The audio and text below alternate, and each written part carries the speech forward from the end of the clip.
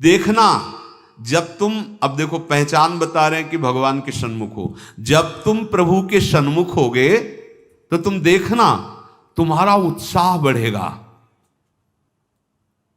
कभी कभी सत्संग में कहते हैं कि अब उस आनंद की उमंगन को कैसे बताएं, ऐसा समझ लो जैसे किसी का ब्याह तय हो गया हो संसारी पुरुष का, और उसके मनोनुकूल पत्नी मिल गई हो, और वो कितना फूला फूला घूमेगी, या माँ के इकलौते बेटे का ब्याह हो, फिर वो कैसे फूली फूली सबका स्वागत आनंद। अब ये कहाँ परमानंद में प्रभु से उदाहरण बैठेगा, पर वो तो अद्वितीय है, अचिंत्य है। ऐसे ही चंद्र शाखा न्याय जैसा कि डाल के एक हाथ ऊपर देखो चंद्रमा दिखाई दे रहा है, अद्भुत फूलन, अद्भुत उत्साह।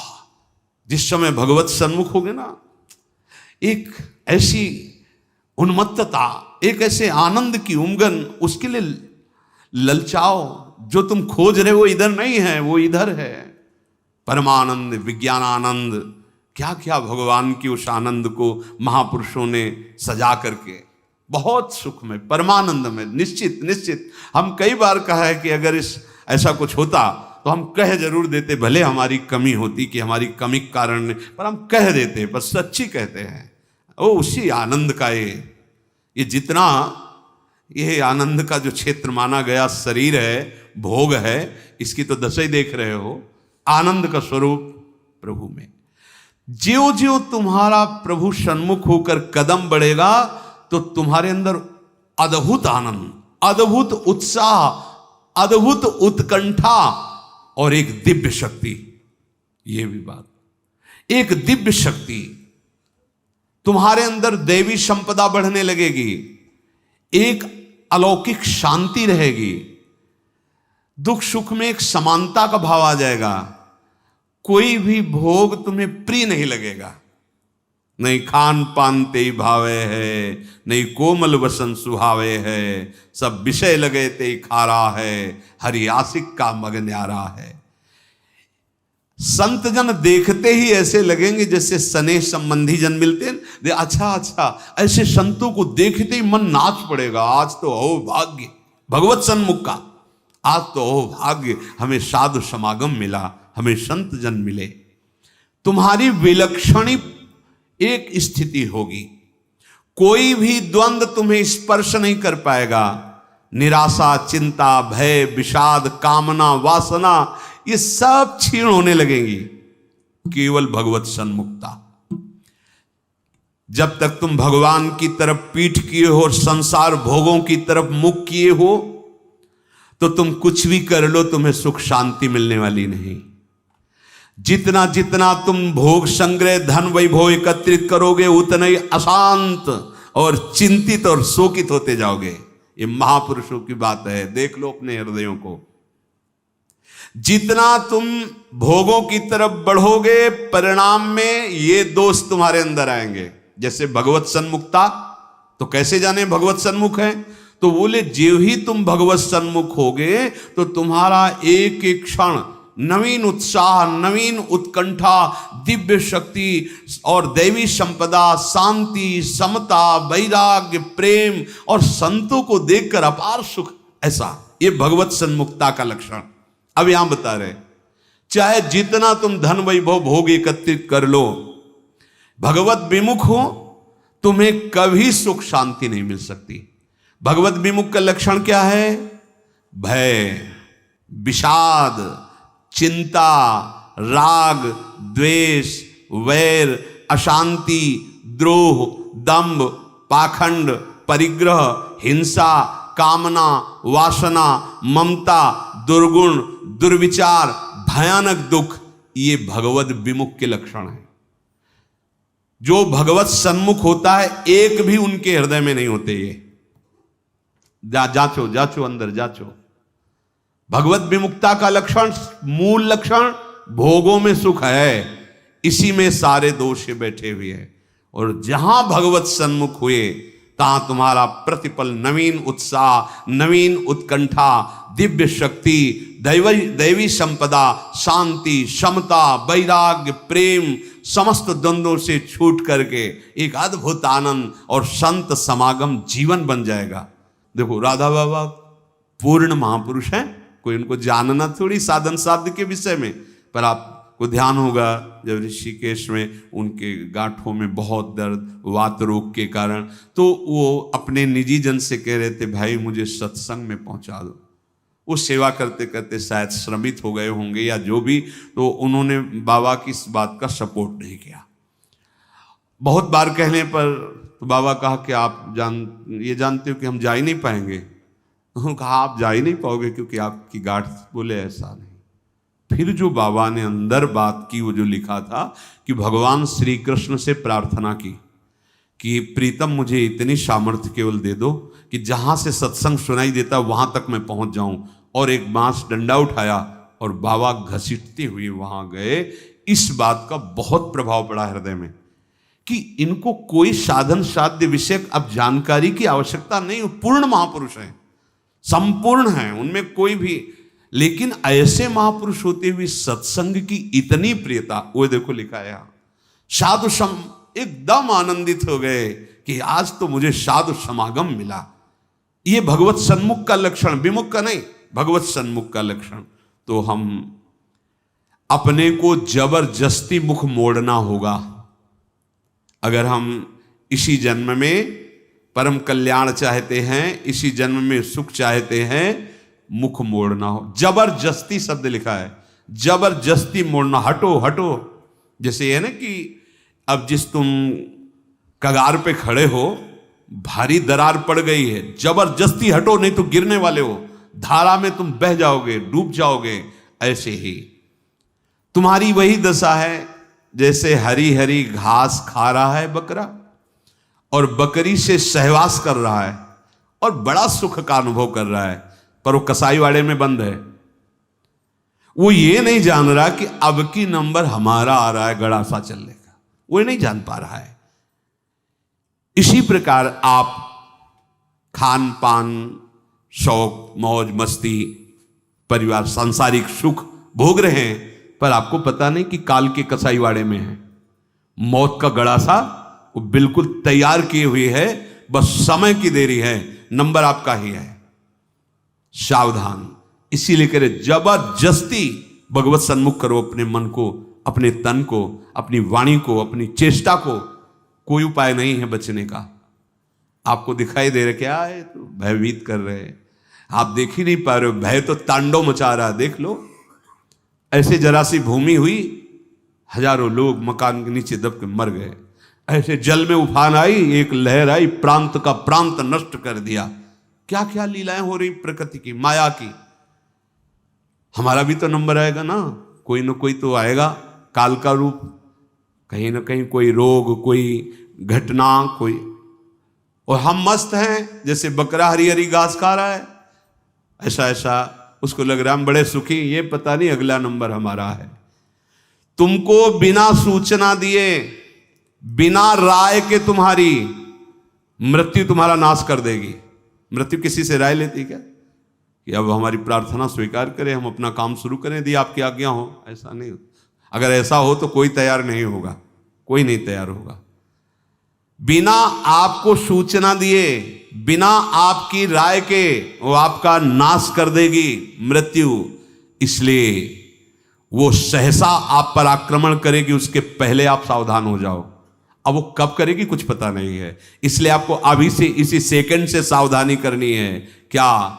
एक एक वृत्ति को कृष्णाकार कर दो, प्रियालाल के चरणों में लगा दो।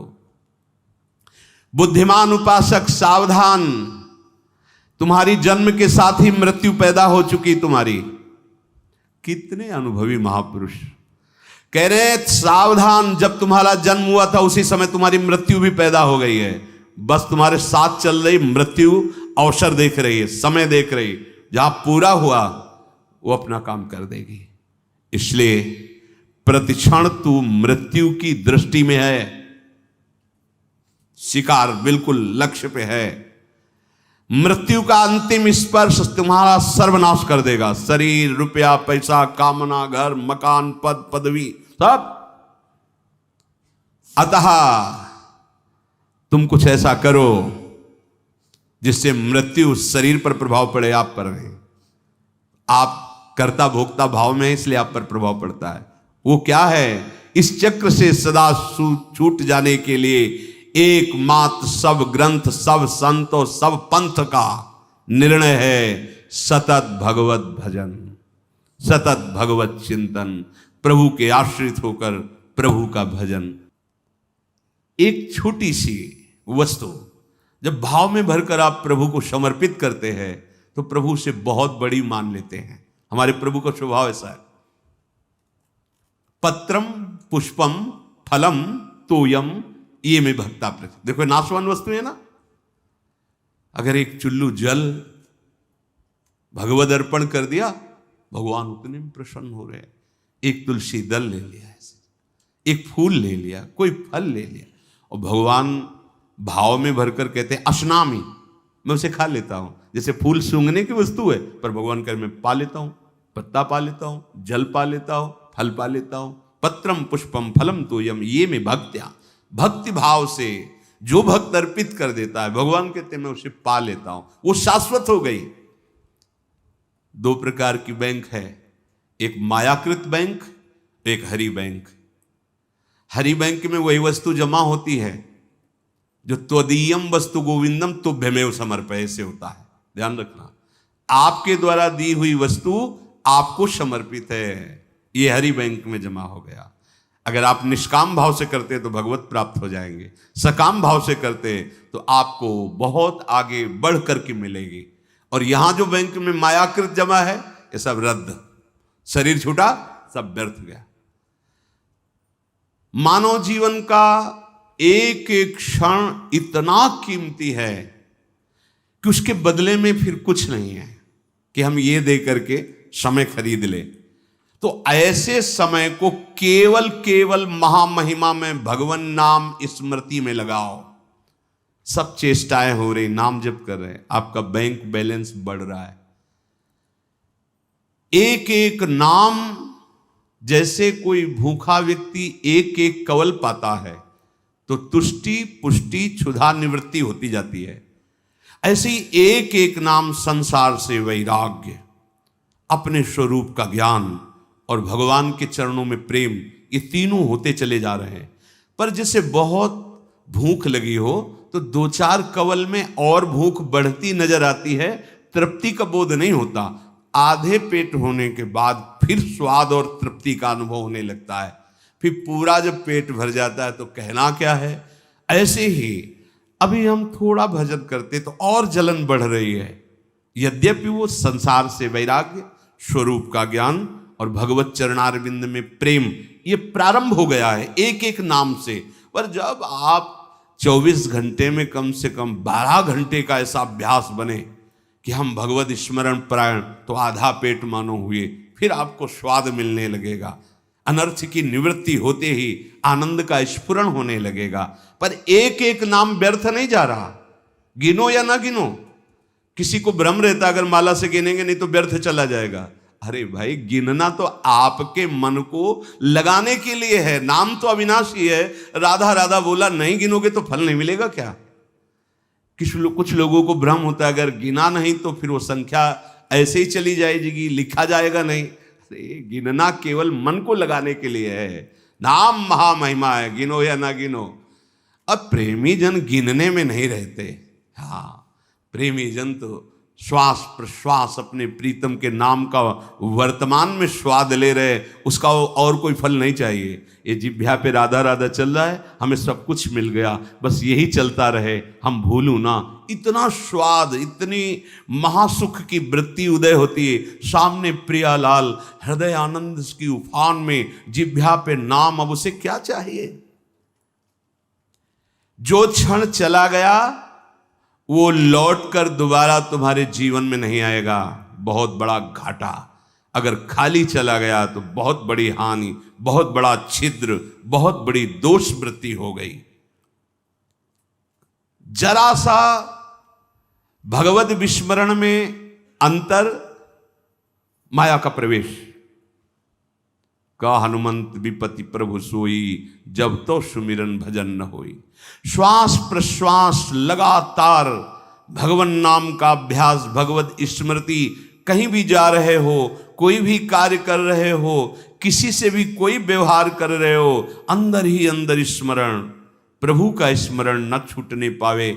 लाभ हरिवंश के नाम उच्चारण, लाभ इससे बड़ा कोई लाभ नहीं। राधा राधा हरि हरि, अगर नाम उच्चारण हो रहा अंदर, बहुत बड़ा लाभ मिल रहा है।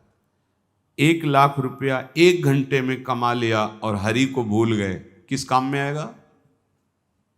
और 1 घंटे बाद शरीर छूट गया, 1,00,000 रुपया कमा लिया है, हरि का नाम नहीं लिया, तो आएगा क्या हाथ? और 1 घंटे लगातार नाम जप किया है, भले हमारे पास लौकिक वैभव नहीं है, लेकिन ना तो संताप होगा, न शोक होगा, न चिंता होगी, न भय होगा, एक आनंद, और वो अनंत काल के लिए बैंक में जमा हो गया अविनाशी नाम। ये हमारी समझ में क्यों नहीं आ रहा?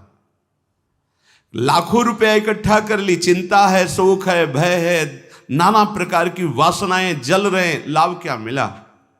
नाम चल रहा है, माना कि आपके पास उतना ऐश्वर्य नहीं है, यथा लाभ संतोष, जितना प्रभु दिए पर आपका हृदय प्रफुल्लित रहेगा, भरोसा बहुत बड़े स्वामी का है, और एक एक नाम आपका जमा हो रहा है। सदगुरुदेव भगवान एक दिन बोले थे, एक एक सेकंड का तुम्हारे हिसाब होगा। ऐसा नहीं कि तुम नाम जप कर रहे हो, उनके लिए जल रहे हो, कष्ट सह रहे हो, तो तुम्हें किसी को बताने की जरूरत है। एक एक सेकंड का हिसाब होगा और आप निहाल हो जाओगे। वो एक एक सेकंड आपको देख रहा है, आपके एक एक सेकंड की वृत्ति का हिसाब होगा। बहुत उदार दानी हैं हमारे प्रभु, अति उदार भी सुंदर। ऐसे मालिक के सेवक हो, वो एक एक सेकंड देख रहा है और तुम्हारा हिसाब करेगा। बाहर से नाटक करोगे, भक्ति का दंभ करोगे तो समय लगेगा, दंभ पूर्वक भी भक्ति की व्यर्थ नहीं जाती। झूठा खेले साचा हो, एक दिन ऐसा झटका लगेगा माया का कि अपने आप सच्चाई पे खड़े हो जाओगे। वो बहुत खिलाड़ी है, उससे बड़ा कोई खिलाड़ी नहीं। करो करो दंभ, करो नाटक। अब वो अपना नाटक विस्तार करेगा और ऐसी जगह खड़ा करेगा जहां कोई नहीं, तब पुकारोगे हे हरि, तो बोलेगे आ जाओ, हम तो पहले ही बांह फैलाए बैठे थे, पहले ही तुम तो हमें केवल निमित्त बनाकर भोगों के लिए तुम चल रहे थे, लेकिन अब असलियत में पुकारा, आओ हम तुम्हारे स्वागत के लिए खड़े हैं। झूठा खेले, ये खेल ऐसा है, झूठा खेले साचा होए। अगर झूठ से भी कोई भक्ति करने लगे तो सच्चाई में भगवान उसे भक्त बना देते हैं। हाँ, जो कोई भक्ति करे कपट से, उसको भी अपनाऊं, साम दाम और दंड भेद से सीधे रास्ते लाऊं। साम दाम दंड भेद, सीधे रास्ते लाऊं, नकली से बनाऊं असली। यही मेरे मन में छड़ी भगत मेरे मुकुट मणि। मैं हूं भक्तन को दास, भगत में आह, कितने कृपालु स्वामी है। एक राजा का सरोवर था बहुत बड़ा, तो उसमें वो अपने मन आह्लाद के लिए रंग बिरंगी मछलियां पाले हुए थे। कभी कभी कोई मछुआरा, तो उन्होंने आदेश कर दिया इस सरोवर से जो मछली पकड़ेगा उसे मृत्यु दंड दिया जाएगा। अब तो कोई जाता नहीं, बहुत मछलियां रंग बिरंगी को। एक मछुआरा परिवार बड़ा भूखा था और कई दिनों से भी मुझसे मिला नहीं था शिकार। तो उसने देखा यहाँ कोई रखवाले तो रहते नहीं है, मृत्यु दंड का आदेश है, हम जल्दी से लिया भाग जाएंगे। और ढेर सारी मछलियां बड़ी बड़ी। वो गया, जाल फैलाया, मछली समेट ही रहा था कि राजसवारी दूर से घोड़ों की टाप धूल देखा, अरे ये तो अब क्या करें, भागते हैं तो दिखाई देंगे, बंदी बना लिए जाएंगे क्योंकि वो घोड़े में है। उसको लगा कि साधु बन जाना अच्छा है, बहुत बढ़िया उपाय है। फौरन कपड़ा सा उतारे और रजली पूरे शरीर में पोतली, और वो तो साधु का बैठ गए, जाल उसी जल में छोड़ दिया, ऐसे छुपा दिया, शांत से बैठे। वो राजा निकल रहे थे तो देखा सरोवर पर कोई परमहंस बैठे, बोले हो भाग्य। दूर ही अपने सब राजशोभा को रोक दिया, सैनिकों को रोक दिया, नंगे पैर पाग उतार करके आए, साष्टांग दंडवत की। धीरे से हल्की आंख खोल, वो तो भयभीत है कि मृत्यु दंड मिलता, रत्न आदि सामने रखकर, पर वो आंख खोला नहीं तो उसने समझा महाराज ध्यान में, विक्षेप नहीं पहुंचाना चाहिए, चुपचाप चला गया। जब घोड़ों की टाप दूर ऐसे जाते हुए वो चले गए तो आंख खुला तो देखा रत्नादि हीरे आदि। तो उसने विचार किया कर्म तो मैं वो कर रहा था कि मुझे मृत्युदंड मिलता, लेकिन साधु वेश का सहारा लिया तो मुझ नीच अपराधी को राजा प्रणाम किया और ये रत्न रख के गया। ये जब मैं नकली भाव रखा तो ऐसा हुआ, यदि मैं असली में साधु बन जाऊं तो क्या होगा। अब मैं ना अपने घर जाऊंगा, ना आज के बाद कभी मछली मारूंगा, अब मैं सच्चा साधु बनूंगा। बना दिया। जो कोई भक्ति करे कपट से उसको भी अपनाओ, पर काहे को समय बर्बाद करोगे। आपको भगवान ने सत्संग दिया है तो आप सच्चे मार्ग के पथिक बनो। श्वास प्रश्वास तुम्हारी खाली न जाने पावे। जब तक तुम्हारा मुख भोगों की ओर है, मुख का तात्पर्य अंदर से है, अंतर ही अंतर, तुम सब साधन कर रहे हो लेकिन तुम्हारी विश्राम स्थिति मन मानता है भोग में। क्या खाने को मिलेगा, हाँ हर्षित हो गए। क्या भोगने को मिलेगा, हर्षित हो गए। मतलब आप अभी भोगों के सन्मुख हैं। अंतर की बात देखना। जब तक तुम्हारा मुख भोगों की ओर है तो तुम कह रहे हो कि हम भगवत मार्ग के पथिक हैं, भगवत मार्ग में चल रहे हैं, पर तुम चल भोगों की ओर ही रहे हो, प्रभु की ओर एक कदम नहीं चल रहे हो। जैसे कई बार सत्संग में बताया है कि ये बिहारी जो हैं, आप मुख इधर करो छठी करा की तरफ और दौड़ लगा दो तो आपका हर कदम बिहारी जी से दूर होता चला जा रहा है। आप बहुत चल रहे हो लेकिन विपरीत चल रहे हो तो आप बिहारी जी से दूर होते चले जा रहे हो। और ये मार्ग है, लेट जाओ और लेट कर चलो तो समय आएगा पहुंच जाएंगे, क्योंकि आप सही मार्ग में चल रहे हो। आप ऐसे सोए सोए चलो, एक बार लेट गए 10 मिनट फिर लेट गए, फिर एक बार उठे फिर लेट गए, आप पहुंच जाओगे क्योंकि सही मार्ग है। समझो, भाव समझो। यदि आप भगवत सन्मुख हैं तो आपकी चाल धीमी होगी तो भगवान मिल जाएंगे, और आप भगवत विमुख हैं, भोगों के सन्मुख हैं तो दौड़ लगा लो। हर कदम आपका प्रभु से दूर होता चला जाएगा, आपको दूर करता चला जाएगा। यही भेद उपासक नहीं समझ पाता और पूरा जीवन लगा देता है। बहुत ध्यान देने का विषय कि आप समझते हैं परमार्थ के पथिक अपने को और चाल है भोगों की तरफ, तो हर कदम आपको प्रभु से दूर करता गया। और आप कर रहे 50 वर्ष से मैं चल रहा हूं लेकिन मंजिल नहीं मिली, क्योंकि मंजिल की तरफ आपका मुख ही नहीं था। आपका मुख था मंजिल के विपरीत। जो प्रतिकूल से वर्जनम स्थिति होनी चाहिए, वहां अपने अनुकूलता देखी और चल पड़े भोगों की तरफ, तो फिर क्या होगा। आप यही को कहते हैं आकर कि 20 वर्ष से मैं साधन में हूं। क्या साधन में हो? बहुत दौड़ने वाले हो, बहुत दौड़ाक हो, लेकिन विपरीत दौड़ रहे तो फायदा क्या हुआ। अरे धीमी भी चाल हो लेकिन अनुकूल चाल हो तो मंजिल पास है, दूर नहीं है। ये बहुत समझने की बात, बहुत समझने की बात। यही गलती हमसे होती है। महापुरुषों द्वारा स्वादनीय शास्त्र जिसकी जय घोष करता है, ऐसे नाम का अपमान कर रहे हो। तुम्हारे कदम किधर हैं? किधर है कदम तुम्हारे? तुम्हारी चाल किधर है? पहले देखो ना। अरे सन्मुख होए जीव मोई जमही, जन्म कोट यज्ञ नाश होते। मेरे प्रभु कहते करोड़ों जन्म के पाप उसी क्षण नष्ट कर देता हूं जब सन्मुख होते। सन्मुखता का मतलब समझो। अंदर ही अंदर भोगों को विश्राम मान रहे हो, भोगों को सुख मान रहे हो, मान प्रतिष्ठा को जीवन का लाभ मान रहे हो, तो आपके सम्मुख कौन है? प्रभु हैं या मान प्रतिष्ठा है या भोग है या संसार है? क्या वेश रख लेना प्रभु की सन्मुखता होती है क्या? उद्देश्य क्या है तुम्हारा? उद्देश्य सन्मुखता होती है। उद्देश्य बहुत बार कहा है, उद्देश्य को आप ठीक कर लीजिए।